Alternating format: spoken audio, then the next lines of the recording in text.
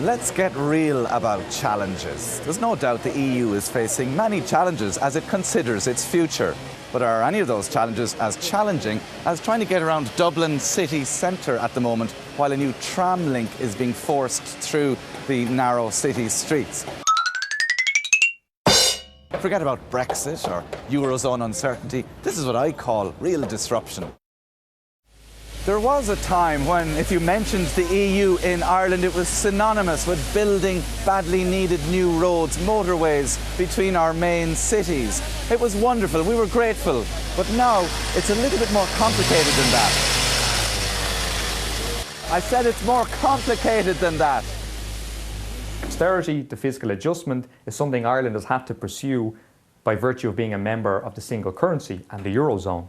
Now, Ireland has had to abide by the fiscal deficit rules, the debt to GDP rules. So in order to remain a member of this single currency, they've had to pursue fiscal policies which are considered necessary from the European perspective, but in many ways they are economically irresponsible because it's undermining large parts of the Irish economy. The building behind me is a perfect emblem of that possible attitudinal shift. It's the brand spanking new headquarters of the Irish Central Bank.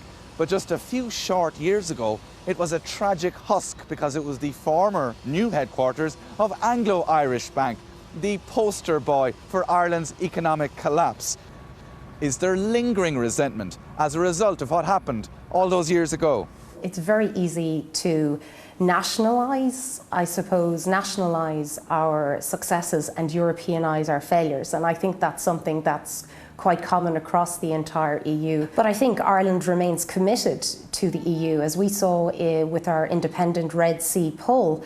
Over 90% of those surveyed independently want Ireland to remain part of the European Union, notwithstanding the UK decision to vote to leave, and with 87% of Irish people feeling that we have, on balance, benefited from our membership of the EU. So I think Irish people have a very positive view towards the EU, notwithstanding the challenges and difficulties that relationship has gone.